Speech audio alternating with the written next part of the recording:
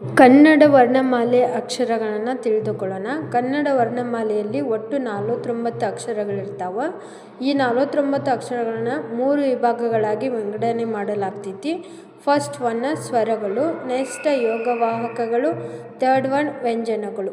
ಸ್ವರಗಳು ಒಳಗೆ 13 ವರ್ಡ್ಸ್ ಬರ್ತಾವೆ, ಯೋಗವಾಹಕಗಳು ಒಳಗೆ 2 ವರ್ಡ್ಸ್ ಬರ್ತಾವೆ, ವ್ಯಂಜನಗಳ ಒಳಗೆ 34 ವರ್ಡ್ಸ್ ಬರ್ತಾವೆ. ಈಗ ಸ್ವರಗಳು ಒಳಗೆ 13 ಅಕ್ಷರ ಇರ್ತಾವೆ. ಸ್ವರ ಅಂತಂದ್ರೆ ಸ್ವತಂತ್ರವಾಗಿ ಉಚ್ಚರಿಸಬಹುದಾದಂಥ ಅಕ್ಷರಗಳನ್ನು ಸ್ವರ ಅಂತ ಕರಿತೀವಿ. ಇದ್ರ ಒಳಗೆ ಹ್ರಸ್ವ ಸ್ವರ, ದೀರ್ಘ ಸ್ವರಗಳು ಅಂತೇಳಿ 2 ವಿಭಾಗ ಬರ್ತಾವೆ. ಹ್ರಸ್ವ ಸ್ವರ ಒಳಗೆ 6 ಅಕ್ಷರಗಳಿರ್ತಾವೆ. ಅವ ಯಾವಪ್ಪ ಅಂದ್ರೆ ಅ, ಇ, ಉ, ರು, ಎ, ಓ ಅಂತೇಳಿ. ದೀರ್ಘ ಸ್ವರಗಳು 7 ಇರ್ತಾವೆ.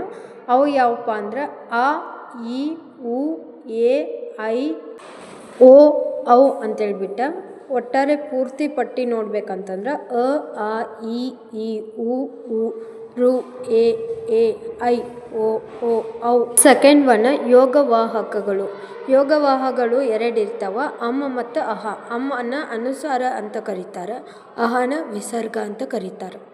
ಥರ್ಡ್ ಒನ್ ವ್ಯಂಜನಗಳು. ವ್ಯಂಜನಗಳು ಒಳಗೆ 34 ಅಕ್ಷರಗಳಿರ್ತಾವ್ರಿ. ವ್ಯಂಜನಗಳು ಅಂತಂದ್ರೆ ಸ್ವರದ ಸಹಾಯದಿಂದ ಉಚ್ಚರಿಸಲ್ಪಡುವಂಥ ಅಕ್ಷರಗಳಿಗೆ ವ್ಯಂಜನಗಳು ಅಂತ ಕರೀತಾರೆ. ವ್ಯಂಜನ ಒಳಗೆ 2 ವಿಧಗಳು ಬರ್ತಾವೆ.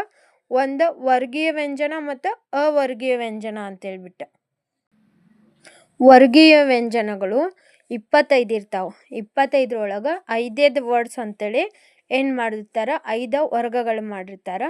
ಅವ ಯಾವಪ್ಪ ಅಂದ್ರೆ ಕ, ಚ, ಟ, ತ, ಪ ಅಂತೇಳಿ ಇವ 5 ವರ್ಗ ಮಾಡಿರ್ತಾರೆ.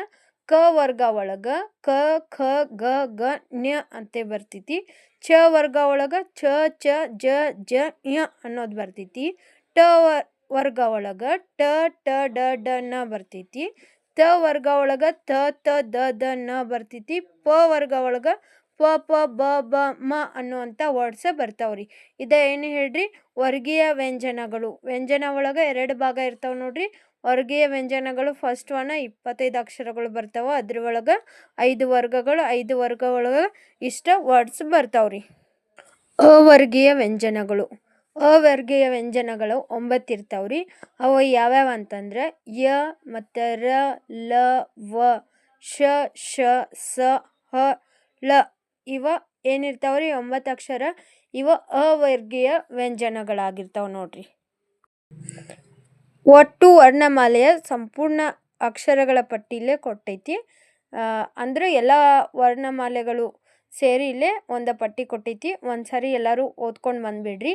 ಅ, ಆ, ಇ, ಉ, ರು, ಎ, ಐ, ಓ, ಔ, ಅಂ, ಅಹ, ಕ, ಖ, ಗ, ಘ, ಞ, ಚ, ಛ, ಜ, ಜ, ಞ, ಟ, ಠ, ಡ, ಢ, ಣ, ತ, ತ, ದ, ಧ, ನ, ಪ, ಫ, ಬ, ಭ, ಮ, ಯ, ರ, ಲ, ವ, ಶ, ಸ, ಹ, ಳ. ಮಾಹಿತಿ ನಿಮಗೆ ಇಷ್ಟ ಆದರೆ ಸಬ್ಸ್ಕ್ರೈಬ್ ಮಾಡಿ, ಹಾಗೆ ಲೈಕ್ ಮಾಡಿ. ಶೈರಿ ಸರು ಯೂಟ್ಯೂಬ್ ಚಾನಲ್ನ ಅಭಿನಂದಿಸಿ. ಎಲ್ಲರಿಗೂ ಮತ್ತೊಂದು ಸಾರಿ ಧನ್ಯವಾದಗಳು. ಮತ್ತೆ ಸಿಗೋಣ ಮುಂದಿನ ಕ್ಲಾಸ್ನಲ್ಲಿ. ಎಲ್ಲ ನನ್ನ ನೆಚ್ಚಿನ ವಿದ್ಯಾರ್ಥಿಗಳಿಗೆ ಹೃದಯಪೂರ್ವಕ ಧನ್ಯವಾದಗಳು.